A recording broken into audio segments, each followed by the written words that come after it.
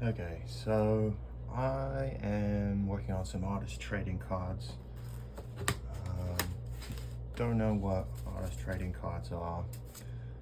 They're basically 3.5 by 2.5 cuts of, you can make them out of anything, out of illustration board, watercolor paper, cardstock, canvas paper, and you draw, your artwork on them, and you trade them with other artists. They're kind of cool. The one I'm working on right now is on Canva paper. It came in a Strathmore artist trading card pack. These ones are cool because, what do they have in them? 2 vellum sheets, 2 Bristol, 2 smooth Bristol, 2 canvas paper, 2 textured, 2 watercolor, and then 1 illustration board and acrylic paper. Each one of those lends itself better to using the different mediums, but I pretty much just put whatever I want on them, with exception of the Canva paper. I usually use those for paints and things. They don't really work well with pencils. Let's see. This one's watercolor. It's on the cold press watercolor paper. This one is Copic, I believe. It's on the smooth, I think the vellum. Yeah, the vellum Bristol. This is Canva paper, but this is airbrush. This is airbrush as well. This is a, what do you call it? It's like a plastic water-based marker print. Those are kind of cool. I might show you how to make one of those after I'm done with this. These are stamps. I stamped on them. Right now, yeah, I'm using these grabby markers. They come in a 24 pack. You got all different colors and everything. I'm pretty impressed with Grabby's supplies so far. I have some of their pencils. I sent friends their paint. They like them. These are acrylic sparkly markers. And they have it's like a plastic nib on them. And a lot of people complain about these type of nibs, and I think they're really missing the point with them. When it comes to acrylic markers, usually, this is Molotow 127, you'll have a fiber type nib that's made from, like, I don't know, I think it's called mohair. It's like compressed mohair nib, which is a type of cotton.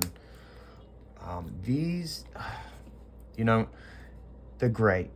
They have their uses, but if you leave them for a while, the paint will clog the nib up, and you have to constantly replace them, which costs money.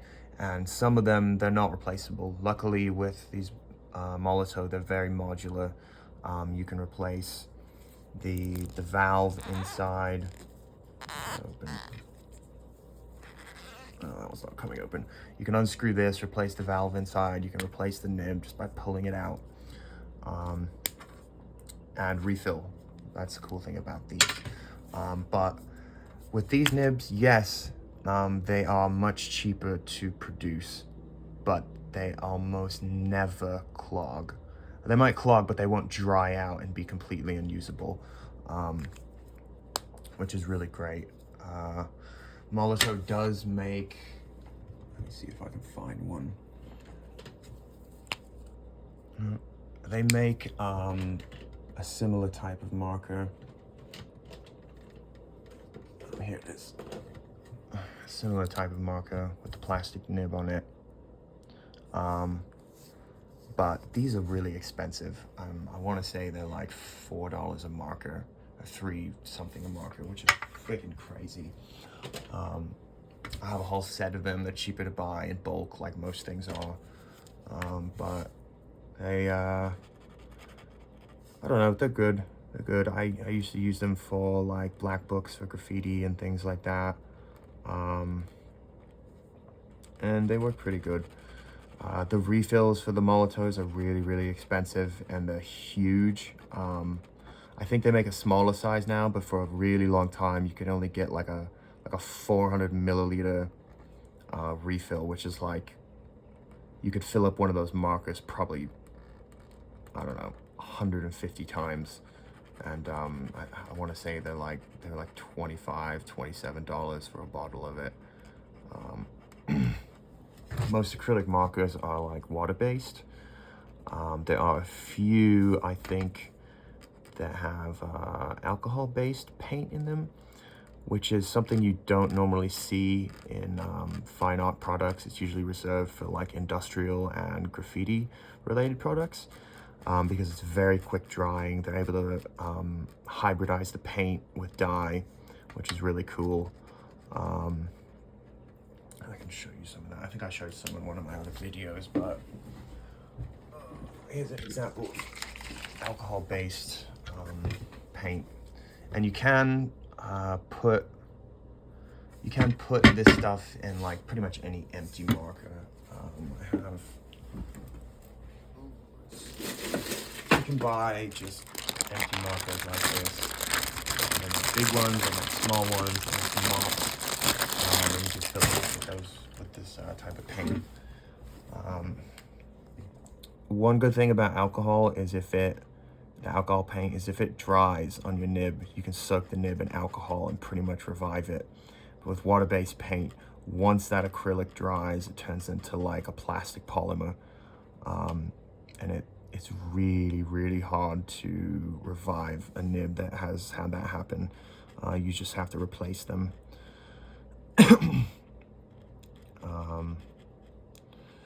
What else?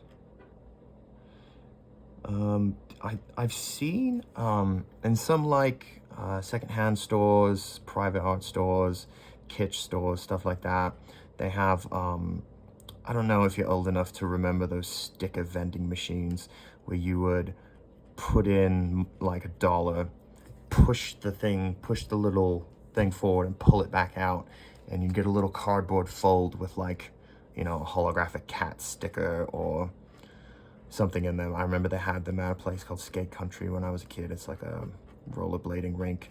But they have those in a lot of, I think there's one in a secondhand store here on like 4th Avenue. And they'll put out artist trading cards. And you can go up to the owners of this place, give them a handful of your cards, and they'll put them in the machine.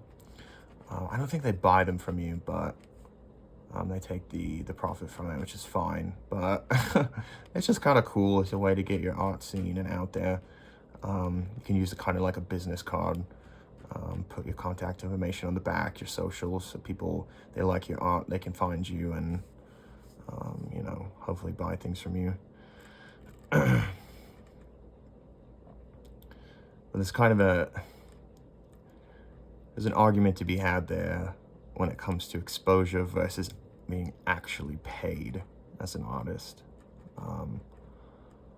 A lot of people, when they ask you to do art for them, they'll lowball you on a price, expecting you to accept it. For one, because you're a struggling artist, and for two, they assume that, oh, exposure pays the bills. And if you have any friends who are artists, or, you know, pretty much anyone who's in business for themselves, don't ever fucking do that. Don't ever insult them like that. That is such a fucked up thing to do. Like, I've had friends do that to me, ask for free work before. And if it's simple and fast and takes me 5 minutes, I have no problem with it. But if it's something that takes hours to do, it's a very rare circumstance that I will do it.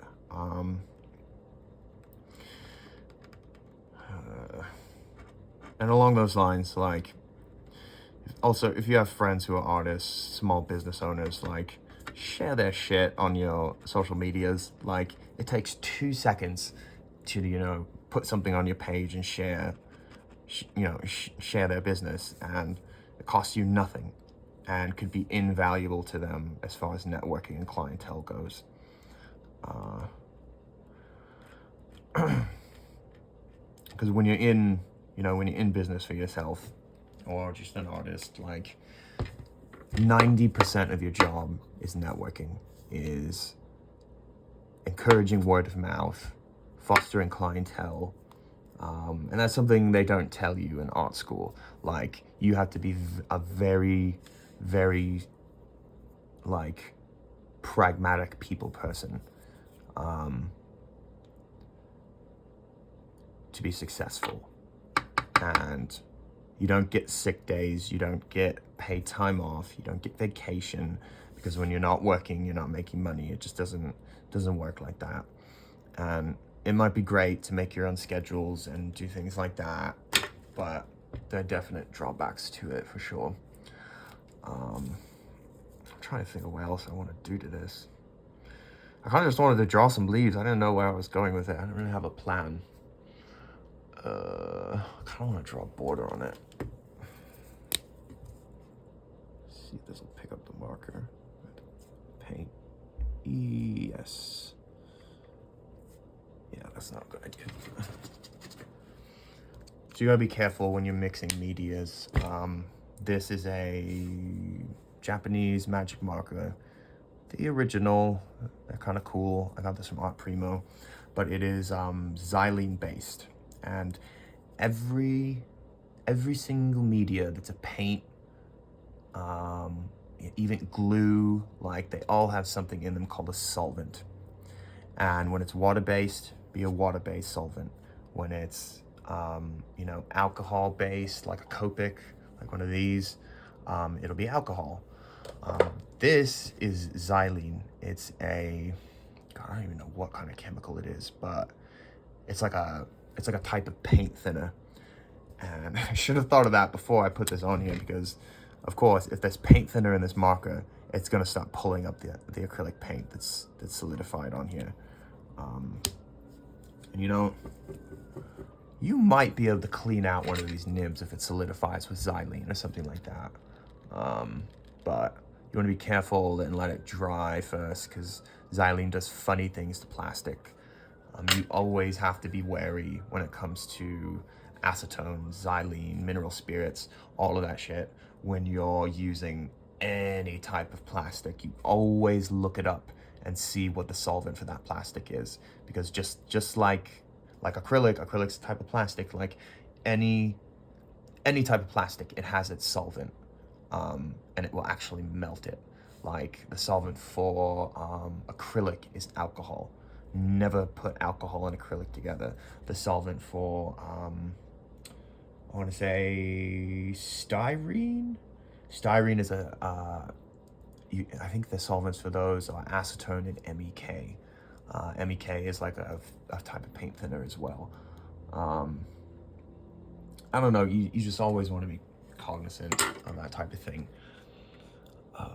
So I think whatever I put on here is gonna have to be water-based. Let's see, maybe alcohol-based, but I want it to be opaque. You know what? I'm just gonna use a sparkly gravity marker. Fuck it. Wee ball. If I can get it to work. There we go. And I always put tape borders on these just because it makes a nice clean transition between the border and the composition.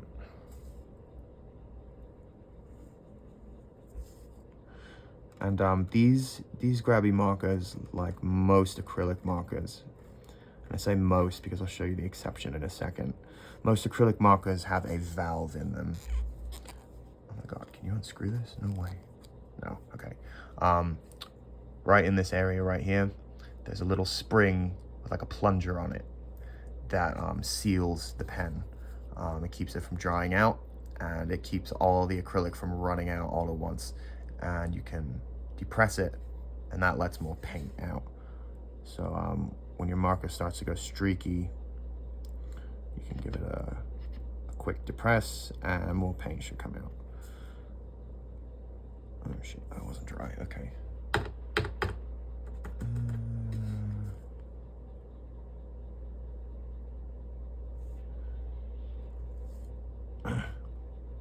And with these, and most, like these in particular, so this is a non-sized piece of Canva paper, which means it's not really rated for water product use. And when you combine that with the hard and kind of pointy nature of this nib, you need to be very careful when you go over areas that are still wet, because it will start to tear up the paper. You can see just a little bit, I think right here, that it started to pull up the paper because I wasn't careful. So you need to be cognizant of that. But the exception I was talking about when it comes to acrylic markers, these bad boys. I got these, sorry, camera's so close. I got these off of Temu, a whole bag, for like 25 bucks, 35 bucks maybe. And then acrylic marker, they have like a foam brush tip, which is fine, they're responsive, it's and it has a nice seal on it. Replaceable nibs, which I loved. I couldn't believe for this price point that you got any type of modularity in a product. You pretty much just pull, it comes right out, and you put the new one in if it dries out. But the difference that I was talking about with these is in here. It has a reservoir like, be a good example, like a fountain pen. It's like a fountain pen type reservoir. Let's see if I can find a fountain pen that you can actually see it with. I don't know if I have one. Okay, here. Has the same type of ribbed reservoir that a fountain pen has, instead of a valve system. So that's what controls the flow of paint in these. Most markers like this have a shaky ball in them. That one's really full, so you can't really hear it. But that system is really important in this, because shaking it encourages the paint to come out at the end.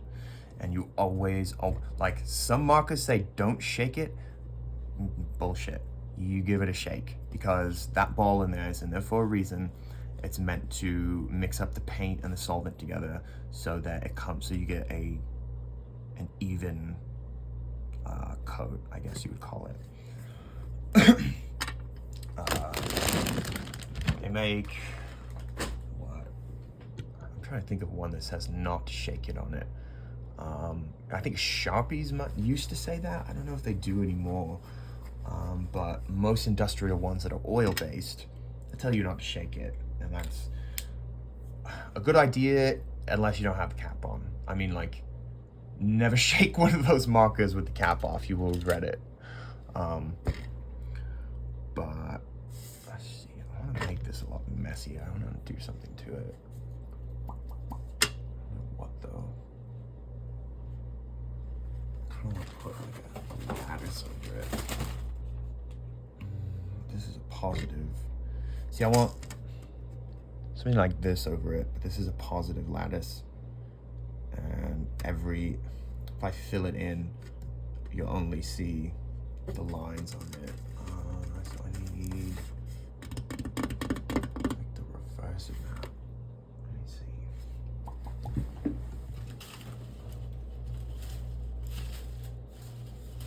Like stencils coming out of my ears.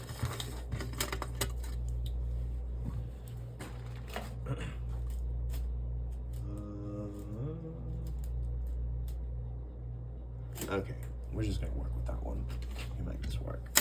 So, what I'm gonna do, sorry, bumping the camera. What I'm gonna do with this is, instead of like rolling paint over it, painting over it with a brush, dabbing stuff onto it, which would fill up the entire composition and cover it. I'm probably gonna just trace around all of these. That marker does not want to work right now. There we go.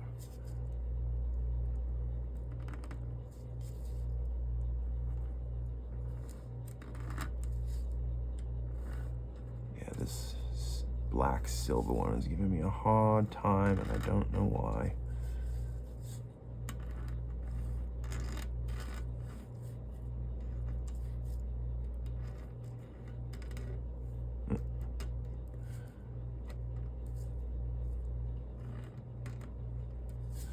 See, right here was a great example, right here, of why it's good to tape your design off, because you can kind of avoid happy little accidents like that.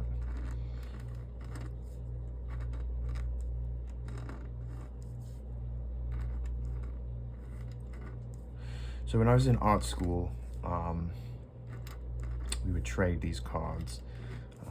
I went for illustration for my minor, and I got my master's in studio arts with a focus on abstract. Sorry, yeah, I think I minored in animation too, which was absolute hell. I don't recommend being an animator unless you're very technologically savvy. Like, they don't do classic animation anymore. It's all in like animation programs, and those are very, very difficult. Like, just learning the tool set in an animation program is wild. You have to have a very good memory. Most of the programs are Adobe based, so if you know how to navigate Adobe programs well, you will take to it a lot better. But I was never really an Adobe girl. When I did use digital painting programs, I used Corel almost exclusively, because for a long time they were the only program that had like dynamic brush sets and things like that. And I still stick with them to this day over Adobe and Photoshop and all of that. Photoshop has its uses for sure. It's great when you're doing photo related things, as per the name, but it's not the best digital painting program. Krita and Procreate, they're decent programs, but I use a Mac, and I can't forget which one it was. I think it's Procreate. Like, I would love to use Procreate on my Mac, but it's like an iPad only exclusive freaking app, and that just grinds my gears when companies do that kind of crap. Like, the operating systems aren't that much different, and you're going to be using, usually you're going to be using a tablet, a drawing tablet, and converting that type of code to work with a drawing tablet off of a touchscreen is not, it's not that difficult. It's not that far of a jump, and it's free. I think Procreate is still free, which is freaking amazing. Like, to have a program with that much utility that's free. And they don't charge you like commercial licenses like they do with Photoshop, and like Adobe has gotten out of control with, you know, their subscription based stuff, and then you have to pay for commercial licensing on top of that. I think still, like, if they catch you using their product to sell your art commercially, they're gonna sue you and they'll send you a cease and desist at the very least. And it's like, I hate that kind of crap. Like, I'll use everything and anything before I use an Adobe product ever again because of that. This isn't coming out as bad as I thought it would.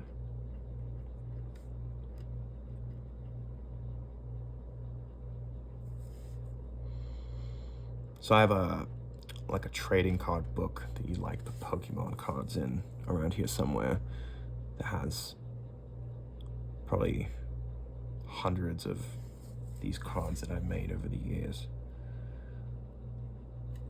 It's hard to find people now that I'm out of school and don't have that many artists that are, artist friends. It's hard to find people to trade them with. I know there's groups on like Reddit and Facebook and things, but like, I'm not really interested in mailing my cards across the country. Like,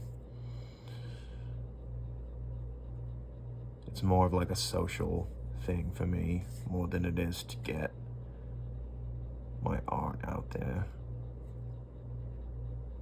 And if you're not able to see the person in person, have a conversation, and be friends with them, like, what? I don't really see the point. Okay, let's see what this looks like. This tape I'm using, I think it's frog tape. They make really good stuff because normal masking tape would rip the paper. Doing what I'm doing now. And you get nice clean lines. Like, this is Canva paper, and a lot of times you'll have it bleed under the texture, and it's not doing that right now, which is great because the frog tape is doing its job.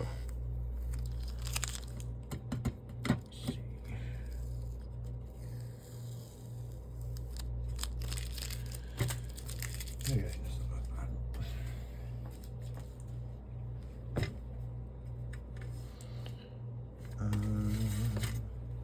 Oh, this stencil, right?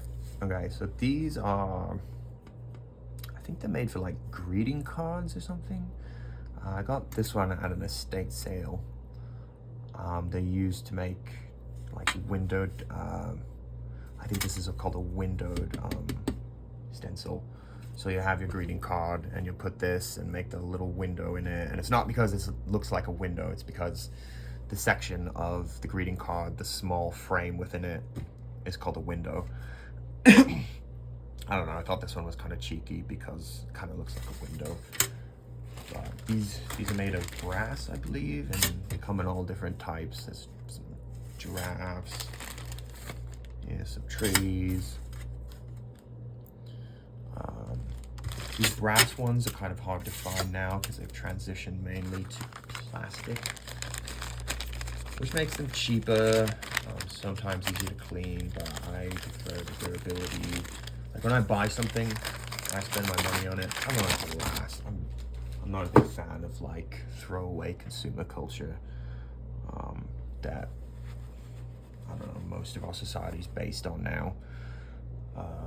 It's kind of a shitty, a shitty aspect of capitalism for sure. And by no means am I a dirty socialist, but I'll admit there are drawbacks to it. I don't know, here's another one that I thought was really funny that I made. I found this like huge book of like Disney princess stickers at, I think it was Goodwill. And I'm not really a Disney fan or by any means a Disney adult, but I don't know, I like stickers. Stickers are cool. I stick them fucking everywhere. I have books of stickers. I've got like sticker packs from Michaels. I've got like tons of different ones.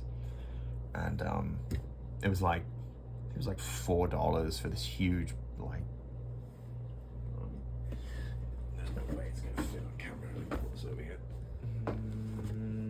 It's that big. It's my foot. For context, let me get some bananas. Yeah, it's pretty big.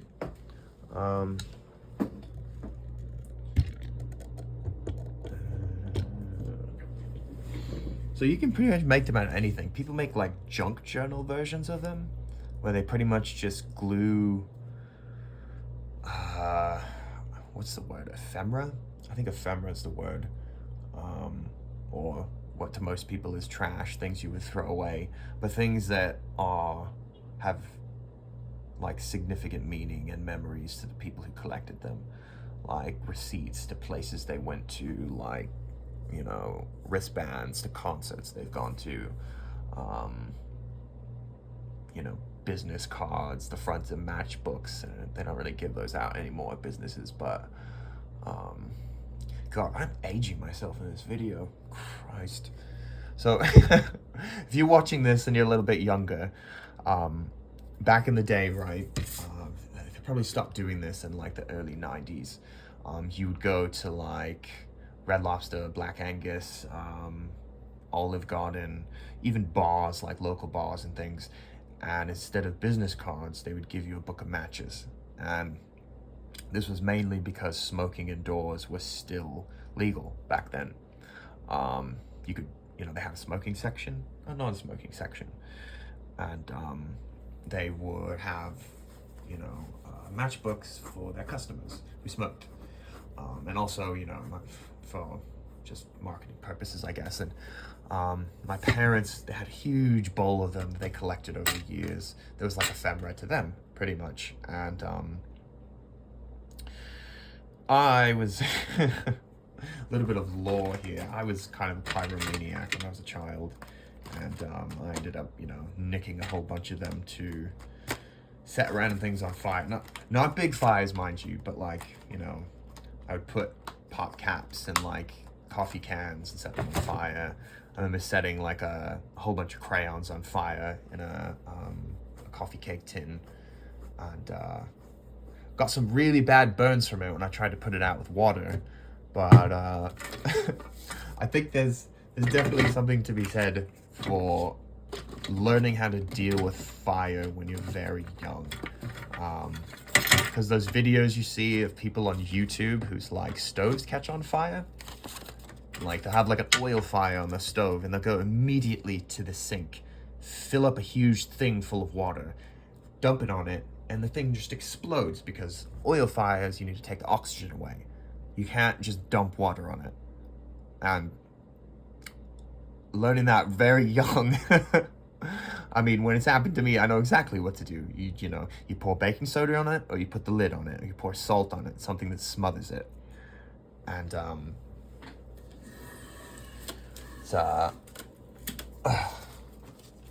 it's kind of a thing, an educational moment that, and I'm not telling, let your kids go play with fire, but it's not the worst thing in the world in retrospect. Maybe teach them about it with supervision, so it's not, because to me, when I was a kid, it was a very mysterious, forbidden thing. And when you forbid a child from something completely, they're going to be curious about it. They're going to seek it out. Because children are they're notoriously curious creatures. And I was no different when I was a kid.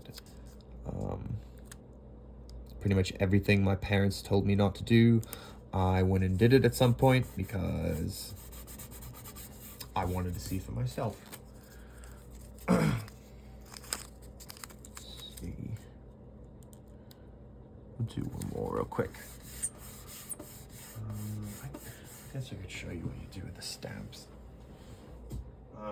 I am a very, very big stamp collector. And no, not the type that you mail things around with in the post.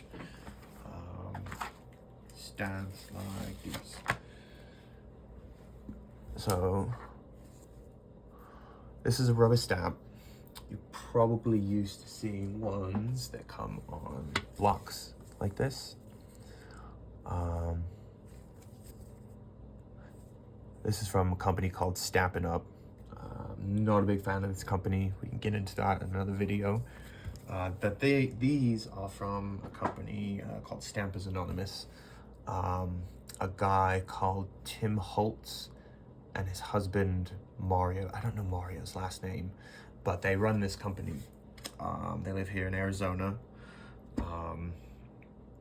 Great products for the most part. I can't complain about most of their stamps. Their designs are very, very eclectic. They don't stereotype into flowers and cutesy things like most craft products do, because we don't need to get into that in this video, but let's see, here's another one. Here's one of the Halloween stamps. Like a mummy zombie stamp. Like, are you kidding me? You'd be hard pressed to find things like that in a company like Stampin' Up. Let's see. And he's made a lot of money with his products. He's become very, very popular in the crafting community over the last, what, 10, 12 years. And for good reason. Like, he's a great guy. He does great social media outreach. I've spoken to him a couple times, or to Mario a couple times. Mario handles most of his social media stuff. I met them at CHA at a conference a long time ago. It's a crafting conference. Let's see. And his main line of products is called Distress. They make distress paint, distress crayons that are water soluble. They make here's one of the distress paints right here. They make inks. These are ink pads. What else do they make? Sprays. I don't have one of those in arm's reach, but it's like a spray that you spray pretty much. And great stuff. The only product I've been kind of disappointed with in the distress line are these markers. They dry out and you have to like rehydrate them, which is annoying, but besides that, they're great. These dried out. Okay, so this stamp is unused. I've never used this one before. And sometimes when you have a brand new stamp, it will repel water-based ink, which is what this ink is. Talk about solvents. The solvent in this is water. And for several reasons. I'll tell you about that in a minute. But this is 1500 grit sandpaper. Very, very smooth, low tooth. And what you do is just press it down, pull it across the surface in 2 directions. And that helps it distribute the ink evenly. I don't know why they repel the ink like that. I'm assuming it's because it has such a regular surface on it from being pressed and vulcanized. It has like a hydrophobic kind of surface tension effect on it. Let's see if that helped. Okay, yeah, that helped a lot.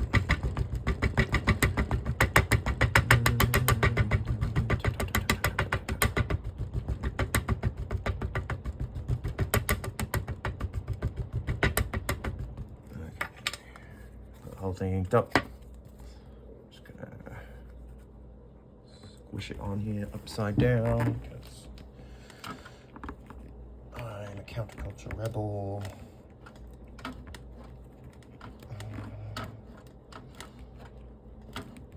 And when you're pressing with stamps, especially if you want to use acrylic plates, I'm using on it. You want to press all over. Hold it down for a couple seconds so you get an even print. And you can see, like right here, I didn't press down hard enough on that spot. But that's fine, that's fine. Doesn't have to be perfect, because I'm gonna mess it up right now anyway by doing this. Spray bottle, water-based ink.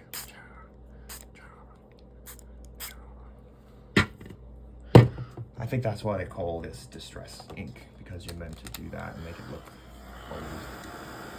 And the heat gun, it's another one of his products. And the heat gun.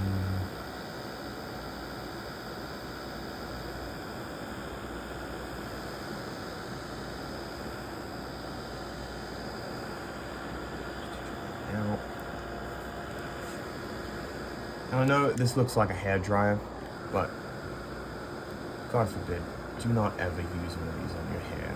It says it directly in the packaging. Like, if you use this on your hair, it will fry the absolute shit out of it.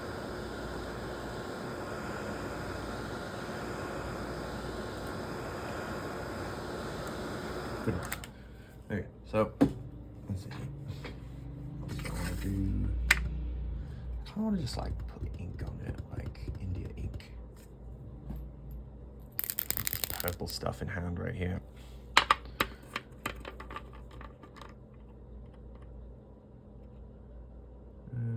See what happens. Oh my god, that's very dark.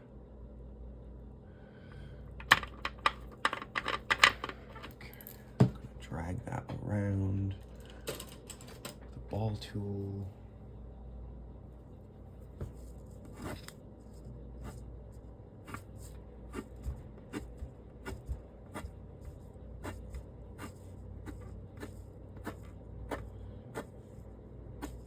Ooh, they kind of look like bullet holes, don't they? That's cool.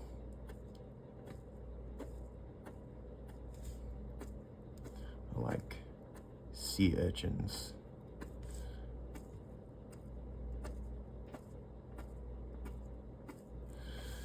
Okay. I want that purple to show though. Because it just looks black. Okay. See what this does. Ooh. I like that. Oh, that's fucking cool. Oh, okay, I like that. And we're gonna hit the heat gun again.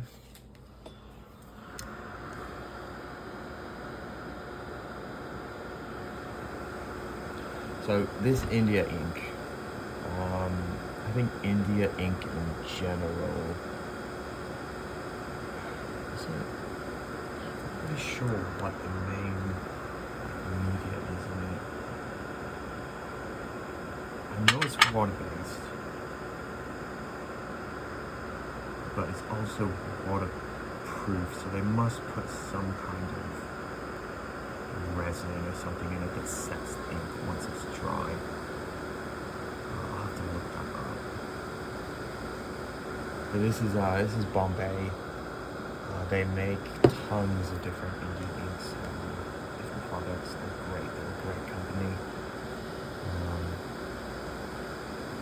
Love them.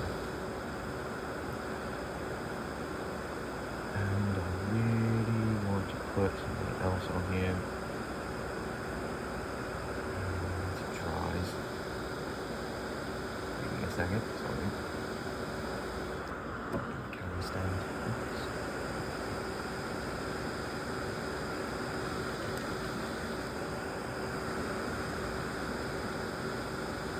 Corners. Get in trouble. Oh, that's dry. Okay.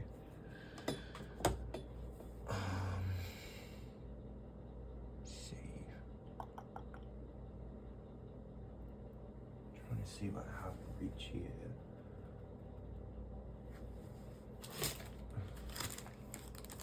Okay, here is an example of store-bought ephemera. It's technically not ephemera, but it's stylized on ephemera. Package, I think I got this on Amazon. It's put on. Oh my goodness. These rub-ons? Deco stickers. Okay, I guess this stickers. I'm wondering how I'm gonna put this on here because I don't want it to clash with the border, so I'm gonna have to cut it. Oh my gosh, I can't peel it. God help me. Okay, there we go. There we go. Here's the washi paper. Just gonna use the corner of that on here.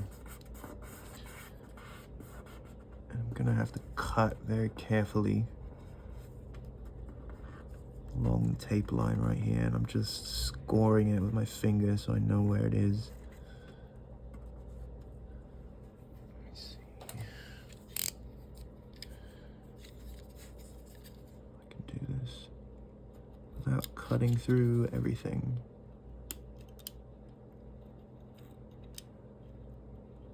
Oh no. Oh no. Keep it straight.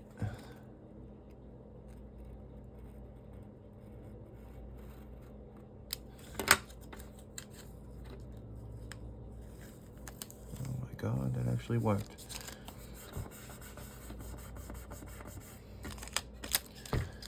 Okay, now the balance of it is off. I need something up here. Something very small. So...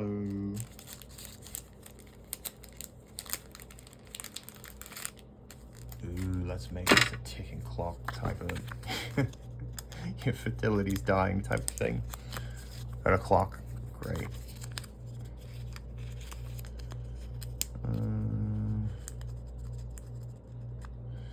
See, in art school, they they pound into you that you need to have intent. You need to have an idea of what you want to do and a plan to do it before you start taking action. And I agree with that when it comes to art. But this specific part right here, this card that I'm making, it borders between craft and art. Because craft is a much more spontaneous, repeatable, God, I can't peel this either, type of thing. You gotta be kidding me. I can't get it off.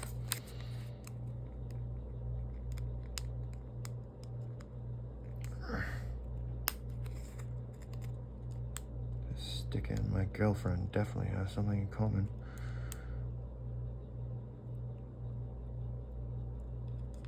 There we go. Okay, gonna put that here. Stick it down. Score the edges. And cut.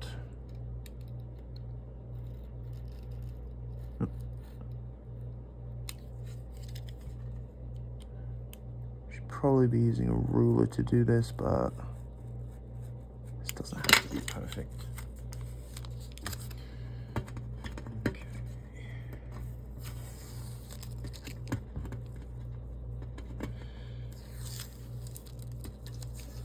Oh, that looks really cool. I like that. Yellow and purple and really well done. Oof. Anyway, the second one done. Thank you guys for hanging out with me. I'll see you in my next video. Bye.